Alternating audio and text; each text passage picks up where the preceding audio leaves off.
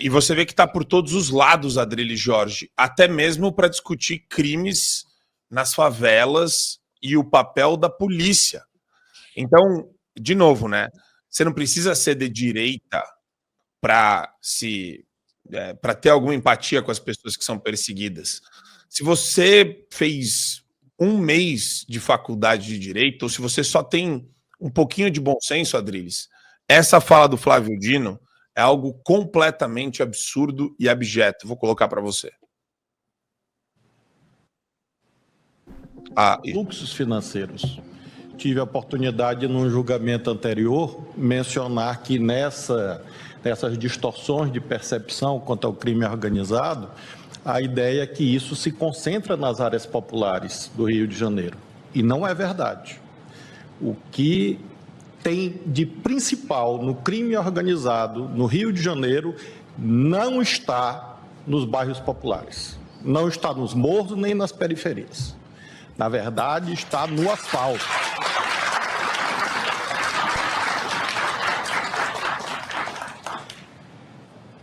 Na verdade, está no asfalto, tanto no que se refere ao financiamento do crime organizado e das milícias, quanto no que se refere à lavagem de dinheiro. Ministro dando voto em ADPF 635, que fala sobre como a polícia tem que fazer, quando tem que fazer. Desde quando, Adrilles, isso é papel de ministro? Isso, se um alienígena pousasse no Brasil, Adrilles. Deixa eu concordar, deixa eu assustar vocês. Vai. Deixa eu assustar vocês em concordar em parte com o senhor excelentíssimo ministro Flávio Dino. De fato, boa parte da liderança do crime organizado, não liderança, mas apoio do crime organizado, está no asfalto. Está no asfalto, está nas comarcas, está nos juízes, que eventualmente são lenientes, complacentes e generosos com os líderes do crime organizado que se colocam dentro das comunidades. Mas eu não digo que eu tenho medo de ser processado e ser preso. Por muito menos as pessoas estão sendo presas nesse país. O Flávio Dino, eventualmente, não tem medo de adentrar as comunidades comandadas pelo tráfico, porque tem livre trânsito lá. Sabe-se lá Deus por quê?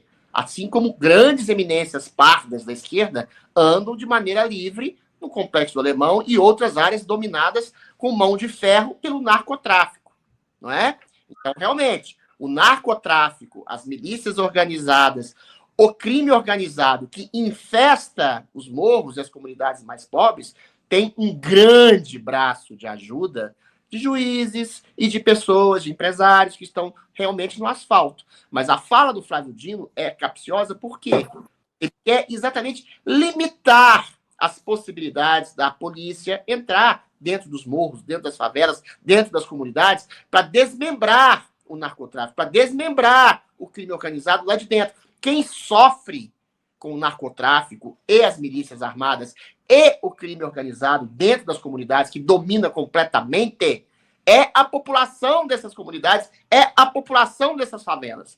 Quando vem o Fachin lá, outro comunista de carteirinha, como o Flávio Dino, e proíbe as invasões de morros pelas forças policiais, fazendo uma série de burocracias para impedir a ação da polícia dentro daquelas comunidades, eles simplesmente deixam a população à mercê dessas lideranças de narcotráfico, de milícias e de crime organizado que se apossaram dessas comunidades. Aí, realmente, aí eu nem acho que eu vou ser processado. É uma ajuda subliminar que essas lideranças têm. Você não precisa nem ser líder de narcotráfico ou financiar o narcotráfico para deixar que o narcotráfico viva livremente dentro das comunidades em que se pesando o fato de que talvez seja um preconceito policial, que as pessoas comuns da comunidade, da favela, sofrem com a invasão das forças policiais ali, como o Fachin mandou proibir que fossem proibidas. Quem sofre com as forças milicianas do narcotráfico e das lideranças de crime organizado é a população comum, com esse tipo de afirmação capciosa do senhor Flávio Dino. Se há financiadores no asfalto dessas milícias armadas e desse crime organizado, então que o Flávio Dino identifique. Deixe que a polícia identifique, porque nunca são identificadas, né? Há suspeitas, mais uma vez eu falo de maneira subliminar, que até juízes façam parte desse conluio. Espero que o Flávio Dino não seja um desses, né? Então a questão que se coloca é, Flávio Dino tem certa razão. Tem muita gente no asfalto que beneficia, não sei se é liderança, mas beneficia diretamente a força das milícias, do crime organizado, que arrebentam com a vida da comunidade brasileira, das comunidades favelas brasileiras. O Flávio Dino deve conhecer bem de perto isso. Mais uma vez, ele tem livre trânsito nessas comunidades dominadas pelo crime. Acho que a gente pode adaptar a frase dele, né? O crime não está na favela do Rio, o crime está no Supremo Tribunal Federal, né? E acho que várias políticas públicas de combate à criminalidade foram flexibilizadas e relativizadas e infectadas pelo Supremo Tribunal Federal, que ali é um portão, é uma porta de saída para qualquer narcotraficante, bicheiro, político corrupto, vagabundo, tudo. Chega no Supremo, bate no HC, bate por meio de um escritório de alguma esposa de algum ministro, e aí o negócio magicamente vira, né? Acontece. A arte do HC, do Supremo Tribunal Federal, é o começo de uma investigação que tem que ser feita nesse Supremo. É o começo de uma investigação.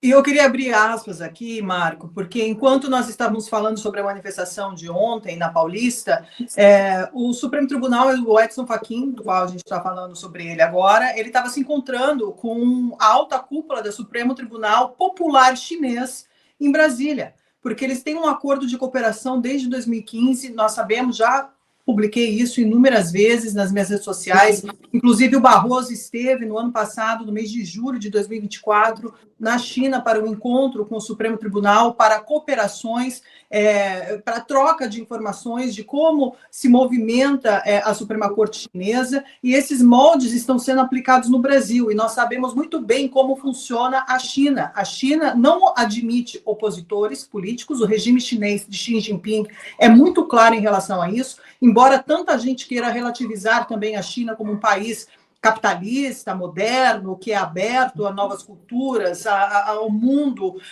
multipolar, enfim, nós sabemos que a política interna é completamente ditatorial, até porque Xi Jinping ele vai ser o líder eterno, porque ele mudou a própria Constituição para poder se perpetuar no poder, não abrindo brechas para que outros candidatos entrem em eleições para indicar um novo presidente, aquilo que seja. Ele já está no poder até quando ele morrer, ele mudou essa Constituição.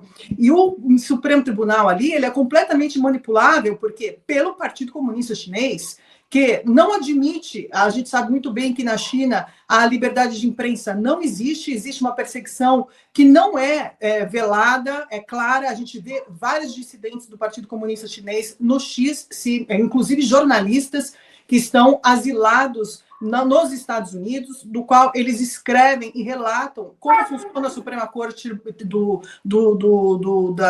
da China, como eles atuam, como eles perseguem a população, seus opositores e dissidentes, como eles monitoram essas pessoas, como eles trazem tudo isso para uma central. Isso não tenha dúvida que eles já estão muito evoluídos nessa questão tecnológica para catalogar cada cidadão que mora naquele país tão grande. E eles já têm tudo isso catalogado. Então, o que o Supremo Tribunal Federal brasileiro está fazendo agora é simplesmente adaptando esse sistema autoritário, totalitário e ditatorial chinês aqui no Brasil, sob um véu de uma democracia, sob uma verniz de uma democracia do qual não existe. Nós sabemos muito bem que a China é uma ditadura, enquanto o Brasil se vende ainda através desses supremos, né, ministros supremos, como a democracia que eles estão lutando. Isso tudo não passa de uma mentira, de uma falácia, enquanto todos nós estávamos ali, as pessoas estavam lutando pela liberdade desses inocentes que foram presas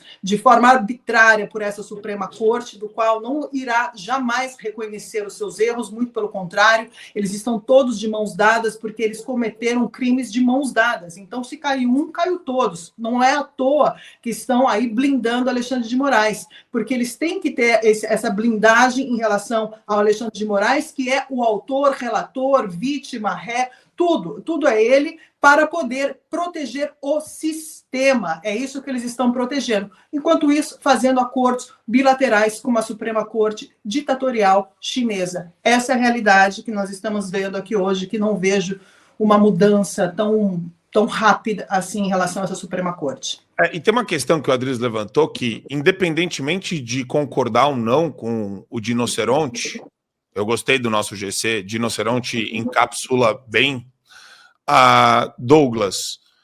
Não é o lugar dele de fazer discurso político para receber aplauso. Onde já se viu aplauso no meio de um voto de um ministro de uma Suprema Corte, irmão? Isso não existe. Isso não existe, isso é bizarro. O cara foi aplaudido por uma hordinha de puxa-saco que fica lá, porque quando a gente fala que, e isso é importante frisar, a politização de uma Suprema Corte é a morte do império da lei.